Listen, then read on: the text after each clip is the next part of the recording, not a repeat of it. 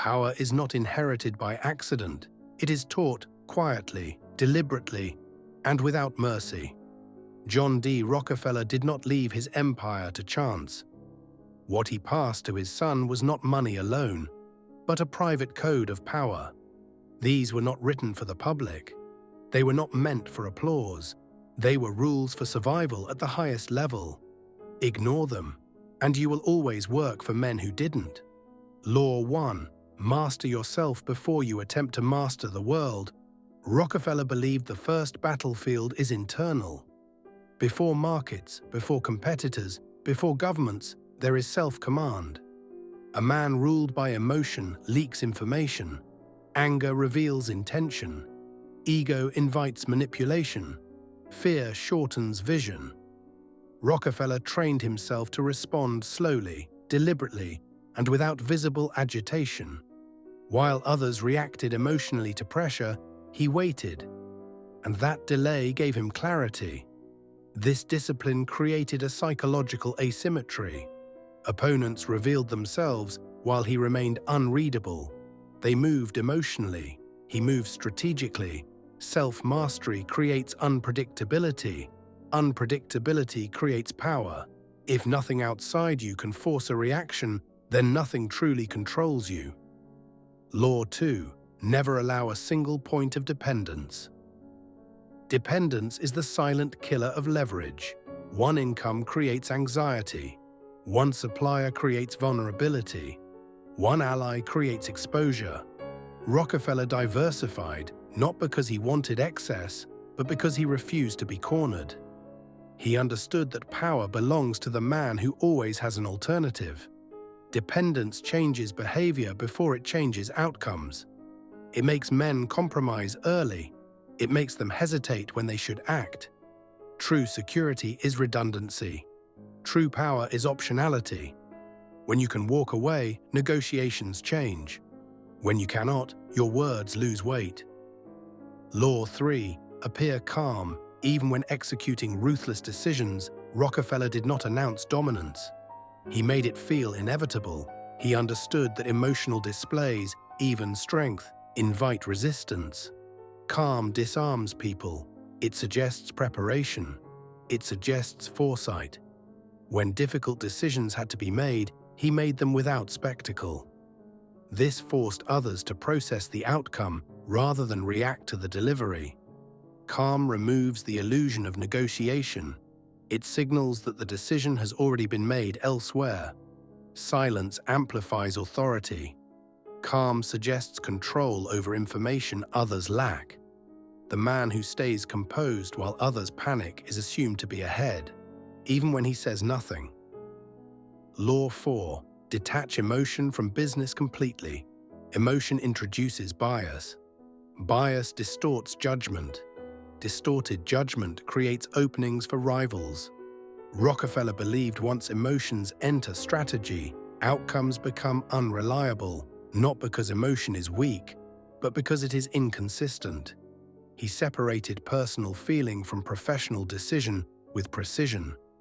Loyalty, guilt, and sympathy were never allowed to override outcome-based thinking. This detachment allowed speed. Others hesitated, justified, or delayed. He acted. Power requires clarity. Clarity requires distance. Those who cannot separate emotion from decision eventually sacrifice position for comfort. Law 5. Delay gratification longer than your rivals. Most men sacrifice tomorrow to feel comfortable today. Rockefeller did the opposite.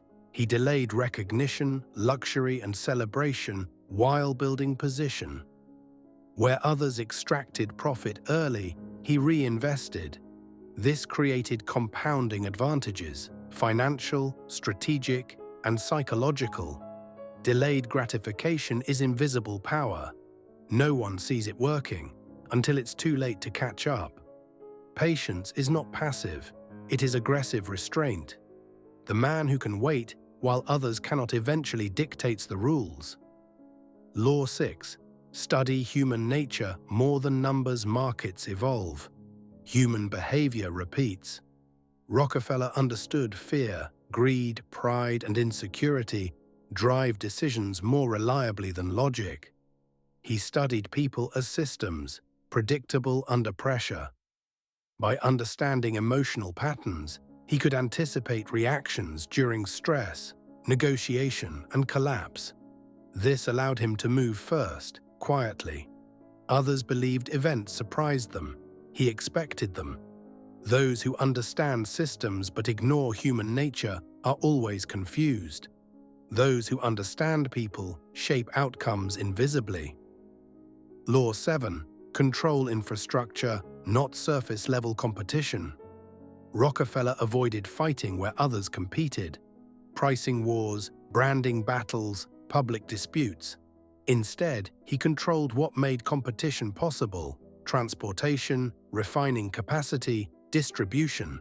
By owning the foundation, he dictated terms without confrontation. Competitors either complied or failed. Control of infrastructure removes the need for persuasion. Rules replace arguments. Those who dominate the foundation never need to win debates, only decisions. Law 8. If you cannot eliminate a rival, absorb them. Prolonged conflict wastes attention and capital. Rockefeller offered buyouts where others fought wars.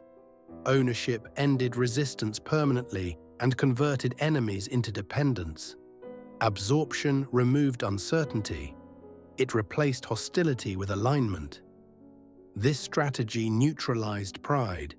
Former rivals believed they survived, while surrendering control. The cleanest victory is one where opposition dissolves quietly. Law 9. Let others chase attention while you accumulate control. Attention attracts scrutiny. Scrutiny attracts resistance. Rockefeller avoided unnecessary visibility. He allowed others to become symbols while he became structure. Public recognition fades. Control compounds. Visibility creates narrative pressure. Invisibility creates freedom. Those who chase attention trade longevity for relevance and rarely notice until control is gone. Law 10. Expand aggressively during crisis. Crisis compresses value. When fear dominates markets, assets are mispriced. Rockefeller acquired control while others focused on survival. He understood chaos does not destroy wealth, it transfers it.